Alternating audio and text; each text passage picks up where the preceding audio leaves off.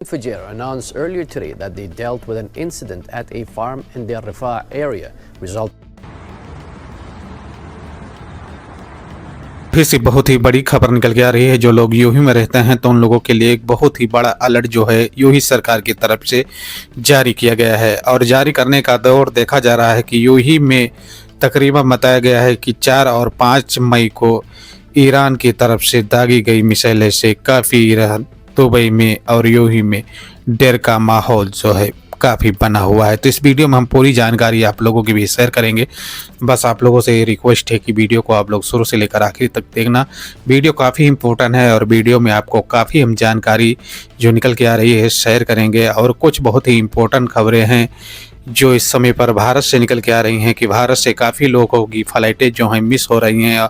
और क्यों मिस हो रही हैं तो इसमें काफ़ी बड़ा रीज़न है जो इस वीडियो में हम आप लोगों के बीच शेयर करेंगे। चलते हैं दोस्तों, जो बहुत ही बड़ी और बहुत ही इम्पोर्टेंट खबर है और आप लोगों को ये खबर जानना काफ़ी ज़रूरी है। और अगर खबर नहीं जानकारी रखोगे तो आने वाले दिन में जो आपकी परेशानियां हैं वो बढ़ सकती हैं। चलते हैं दोस्तों खबरें की तरफ। और खबरें जानने से पहले आपसे एक छोटा सी रिक्वेस्ट है कि हमारी वीडियो किस देश और किस राज्य और किस ज़िले से देख रहे हैं कमेंट सेक्शन में अपनी राय जो है ज़रूर देना। दोस्तों आप देख रहे हैं द खुर्शीद ऑफिशियल में आपका स्वागत है। दोस्तों यहाँ पर बताया गया है कि ईरान की तरफ से दागी गई मिसाइलें में काफ़ी बड़ा नुकसान यूही में देखा गया है। जहाँ पर बताया गया है कि यूही के फुजैरा एरिया है जो वहाँ पर मिसाइलें जो हैं कुछ जो है उसका मलबा गिरा है। जहाँ पर यूही के देखा गया है कि सेनाओं का कहना है, जो यूही मिनिस्ट्री का कहना है कि तकरीबन 12 मिसाइलें जो हैं ईरान की तरफ से दागी गई हैं, जिसमें से हर मिसाइलों को एफसेट कर लिया गया है। जो बाहर ही उन्हें मिसाइलों को मार गिराने का काम किया गया है। लेकिन कुछ ऐसे मिसाइलें की जो मलबा हैं वो आकर यूही के फुजैरा एरिया में जो है दाखिल हो गए हैं। और वहां पर बताया जा रहा है कि उस मलबा गिरने से कुछ बड़ा नुकसान भी हुआ है। जहां पर देखा गया है कि लगभग 3 ऐसे गैर मुल्की हैं जो इस मलबे की चपेट में आ जाने के बाद में वो बुरी तरह से घायल हो गए थे। और घायल होने के बाद में उनका हॉस्पिटल में जो है इलाज देखा जा रहा है कि जो यूही और दुबई में अभी शांति अमन का जो चल रहा था, लेकिन अब बताया जा रहा है कि कुछ ऐसे माहौल हैं कि यूही और दुबई में अब फिर से जो हैं ख़राब होने लगे हैं। और वहाँ पर रहने वाले अजनबियों के लिए एक बड़ा ही अलर्ट है जो जारी किया गया है यूही की सरकार की तरफ से। और अलर्ट के मुताबिक ये बताया गया है कि किसी गैर मुल्की इधर उधर न रहें। जो नियम बनाया गया है उस नियम को फॉलो करें। कहीं पर कोई हादसा होता है तो उसे वीडियो बनाकर सोशल मीडिया पर अपलोड न करें, न किसी के बीच इस खबर को जानकारी शेयर करें, नहीं तो आपके साथ बड़ी उचित कार्रवाई जो है की जाएगी। दूसरी इम्पोर्टेंट अपडेट जो मज़दूरों से रिलेटिव निकल के आ रही है कि जो लोग मज़दूर काम करते हैं यूही के अंदर तो उनकी सैलरी से लेकर कुछ अपडेट जारी की गई हैं कि मज़दूरों की सैलरी को लेकर कुछ बढ़ाने के लिए भी अपील की गई है। जैसे लेबर लॉ का कानून की तरफ से ये कहा गया है कि जहां पर मज़दूरों की सैलरी कम है तो वहां पर हर कंपनी को ओवर टाइम प्रोवाइड कराना काफ़ी बड़ा अनिवार्य है। जहां पर देखा जाता है कि जिस कंपनी में 8 घंटे ड्यूटी होती थी तो वहां पर 2 घंटा एक्स्ट्रा ओवर टाइम प्रोवाइड कराने के लिए ये बताया जाता है कि यूही सरकार की लेबर कोर्ट से भी आदेश दिया गया है। और बताया गया है कि लेबर कानून जो बनाया गया है उसमें भी ये बताया गया है अगर कोई कंपनी ऐसा नहीं करती हैं और इस नियम को फॉलो नहीं करती हैं तो आने वाले दिन में उस कंपनी के ऊपर बड़ी कानूनी कार्रवाई की जाएगी। दूसरा नंबर देखा गया है कि कल की डेट में दुबई से काफ़ी बड़ी मात्रा में फ़्लाइटें कैंसिल हुई हैं।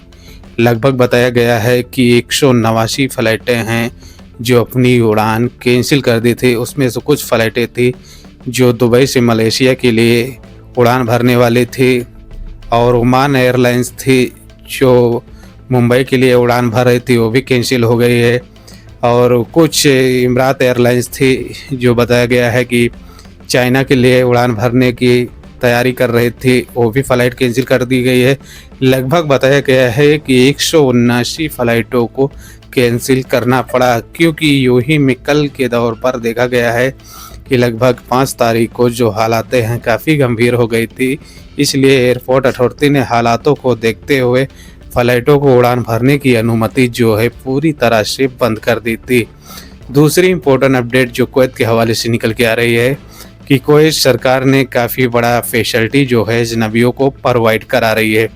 दोस्तों, यहाँ पर देखा गया है कि कुवैत में कि जो लेबर हैं, काम करते हैं, मज़दूर हैं, तो उनकी कंपनी या तो कफ़ील जो रहते हैं वो सैलरी देने में आगे पीछे होते थे। जैसे कि उनका जो सैलरी रहता था वो टाइम पर नहीं देते थे और सैलरी काट के देते थे, कुछ कम देते थे। इसलिए बताया गया है कि कुवैत सरकार ने बड़ा फैसला लिया है और फैसले के मुताबिक ये बताया है कि अब हर वर्करों का जो सैलरी है बैंक के अकाउंट पर ही आएगा। और इसमें देखा जाता है कि अगर आपका कफ़ील या तो आपकी कंपनी सैलरी अगर कम देती है तो वहाँ पर देखा जाता है कि बैंक अकाउंट के जरिए से उस कफ़ील और उस कंपनी के ऊपर जो कुवैत सरकार है वो एक्शन ले सकता है। तो यहाँ पर देखा जाता है कि अब लेबरों के लिए, कामगारों, मज़दूरों के लिए बहुत ही अच्छी खबर निकल के आ रही है। दूसरी इम्पोर्टेंट खबर जो कुवैत के हवाले से है कि जैसे बताया गया है कि मिडिल ईस्ट में चल रहे तनाव के संकट के बीच जो फ़्लाइटें कैंसिल हो गई थी, जैसे काफ़ी यात्रा करने वाले यात्री थे और वो फ़्लाइट की टिकट बुक कर रखे थे और अचानक से फ़्लाइट बंद होने के बाद में उन यात्रियों का जो टिकट था वो कैंसिल हो गया था। और कैंसिल होने के बाद में कुछ ट्रैवल एजेंसी ऐसी थी कि अभी तक उनको रिफ़ंड जो है वापस नहीं किया गया था। ऐसे में कहा गया है कि कुवैत सरकार ने बड़ा फैसला लिया है और हर ट्रैवल एजेंसियों को एक वार्निंग दिया है कि 15 दिन के अंदर में जो इसका टिकट का रिफ़ंड वापस नहीं हुआ है तो उसे फ़ौरन ही वापस करना होगा। अगर 15 दिन के बाद में देखा जाता है कि किसी का जो रिफ़ंड है वापस नहीं मिलता है तो उसके ऊपर, उस ट्रैवल एजेंसी के ऊपर सख्त कानूनी कार्रवाई की जाएगी। तो दोस्तों, ये कुछ बड़ी और इम्पोर्टेंट खबर थी तो मैं बोला आप लोगों की भी शेयर कर देता हूं। और कुछ देखा गया है कि इस समय पर जो काफ़ी लोगों का क्वेश्चन रहता है कि कुवैत से कौन सी फ़्लाइटें हैं इस समय पर जो सेवा दे रही हैं, तो दोस्तों यहाँ पर देखा जा रहा है कि कुवैत से अभी 2 फ़्लाइटें ही उड़ान भर रही हैं, जिसमें से बताया गया है कि जजीरा एयरवेज है और कुवैत एयरवेज है, जो इस समय पर देखा जा रहा है कि हर देशों के लिए सेवाएं ये दोनों फ़्लाइटें जो हैं ऑपरेट कर रही हैं।